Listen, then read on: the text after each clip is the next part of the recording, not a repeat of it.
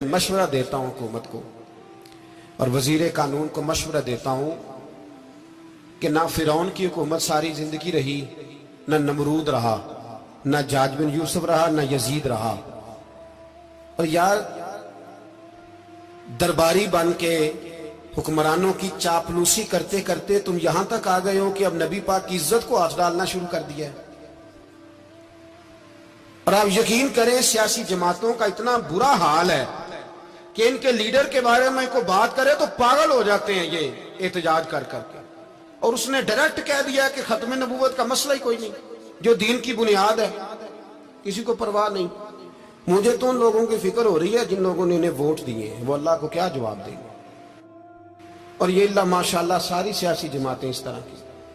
और मेरा वजीर कानून साहब को भी मशवरा है कि जिंदगी बड़ी थोड़ी है, बड़ी थोड़ी। अल्लाह सबको माफ करता है, अपने रसूल के गद्दारों को माफ नहीं करता।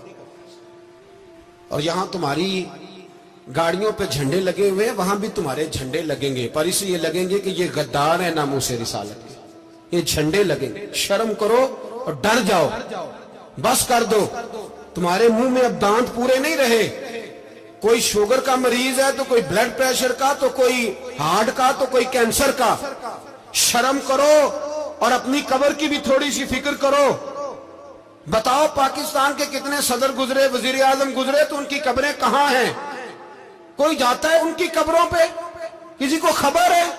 क्यों अपने लिए जहन्नम इकट्ठी करते? सारा कुछ दुनियादारी रह गई है, सारा कुछ सिर्फ यही रह गया। हजरत अबू बकर सरदार थे, हजरत उमर सरदार थे कबीले, हजरत उस्मान सरदार थे। उन्होंने सरदारियों को ठोकर मार के रसूलुल्लाह के कदमों में बैठना पसंद किया। सरदारियां छोड़ के गुलाम बन गए। तुम सरदारियां बचाने के लिए रसूलुल्लाह की गद्दारी करते हो, शर्म नहीं आती। और कौम शिकवा है मुझे इन लोगों से जो मौलवी तो कह देते हैं तू सियासत नकार, और किसी सियासतदान को मना नहीं करते कि जब तुझे सूरत फातिहा भी नहीं आती तो तुझे किसने इजाजत दी है इतनी बड़ी बात। और मैंने पिछले से पिछले जुम्मे भी कहा था, फिर कहता हूं और ऑन दी रिकॉर्ड कहता हूं, मरज़ई कल भी काफिर थे, आज भी काफिर और कयामत तक। और जो उनके कुफर में शक करे वो भी, और पक्का बेईमान है, काफिर है। वो वजीर कानून हो या सुबाई हो या विफाकी हो, मन शक्का फी कुफर ही फकत कफर। जो मरज़ई के कुफर में शक करे वो भी काफिर है। हमारे रसूल आखिरी रसूल है। हम किसी को ये इजाजत नहीं देंगे कि वो खत्म नबूवत में रखड़ा डालने की कोशिश करे। हम किसी को ये इजाजत है। और तुमने कौम को लूटा, लूटते रहो, अब ईमान पे डाके तो ना डालो। तुम्हें दौलत लूट के पेट नहीं भरा, अब ईमान लूटना शुरू कर लिया। तुम्हारा फैक्ट्रियां लूटकर, कौमी खजाना लूटकर पेट नहीं भरा। बेईमानो, अब दीन बेचकर अपनी हुकूमतें पक्की करोगे। और वो लोग भी तैयार हो जाएं जो इन बेईमानों को मुंतखब करते हैं, उनसे भी सवाल करेगा खत्म नबूवत का मौजू क़यामत के दिन कि तुम बताओ। इनको सपोर्ट करते थे जो रसूलुल्लाह सल्लल्लाहु अलैहि वसल्लम के बाद भी किसी नबी को नबी मानना दुरुस्त जानते थे। शर्म आनी चाहिए, ख्याल होना चाहिए। और मैंने कहा कि हमारा दिल नहीं चाहता, आप यकीन करें, तो हमें शौक है जुलूस निकालने का, तुम्हारे खिलाफ बातें करने का। तुमने रोज थर्मामीटर निकाला होता है, चेक करते हो कि ईमान कितना है कितना नहीं है। ये पाकिस्तान अगर सूबा सिंध है तो हजरत अब्दुल्ला शाह गाजी का है, अगर बलोचिस्तान है तो हजरत बाबा अब्दुल रहमान का है, और अगर पेशावर है तो वो सूफिया का है, और अगर ये धरती पंजाब है तो ये दाता अली अजमेरी की है, ये बाबा फरीदुद्दीन की है। इसमें किसी गद्दार को कब्जा करने की इजाजत बिल्कुल नहीं मिलेगी। और हम वो लोग भी नहीं जो चुप करके अंदर सोते रहे, कौम जो करती है करती रहे, हमें परवाह नहीं। ना, ऐसी कोई बात नहीं। कोई बंदा ना समझे कि इन्हें होश नहीं, इन्हें पता नहीं, हमें सारा कुछ ही आता है। फिर अगर कल को कोई मुमताज कादरी पैदा हो गया तो शिकवा ना करना। कल को फिर से आमर चीमा निकल आया तो शिकायत ना करना, याद रखना।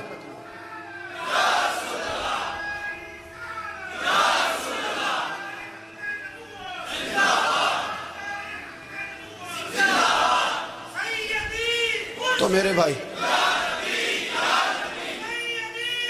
खोल के बोलो, या नबी रसूल के बोलो।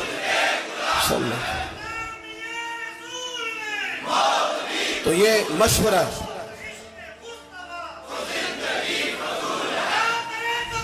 جزاک تو یہ تمہیں مشورہ ہے.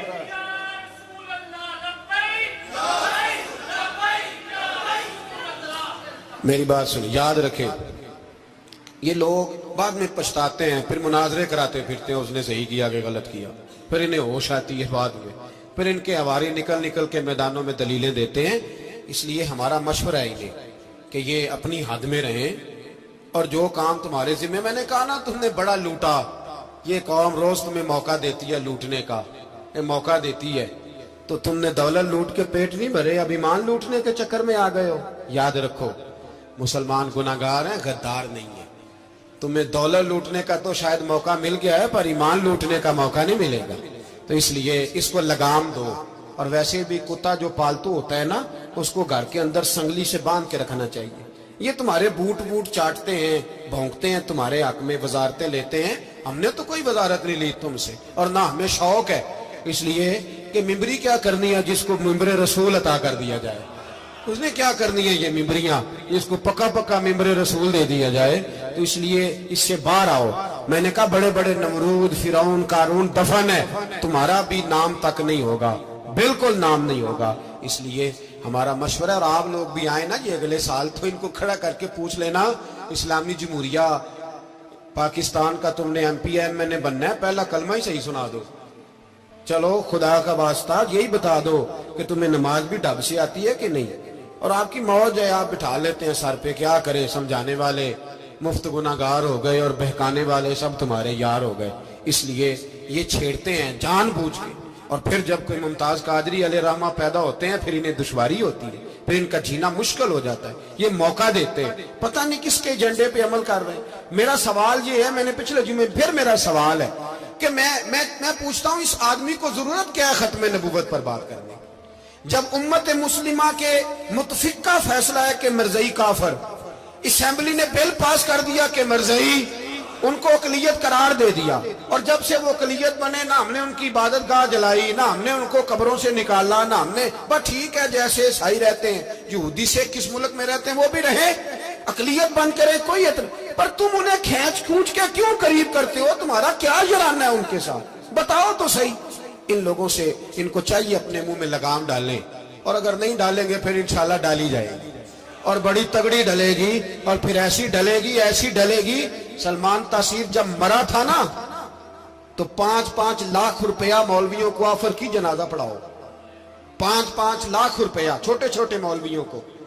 اور داتا صاحب کی مسجد کے خطیب بھی صوبائی جو تھے، وہ خطیب تھے، ملازم تھے، انہوں نے کہا کہ ایمان نہیں بیچنا، نکالنا ہے نوکری سے تو نکال دو.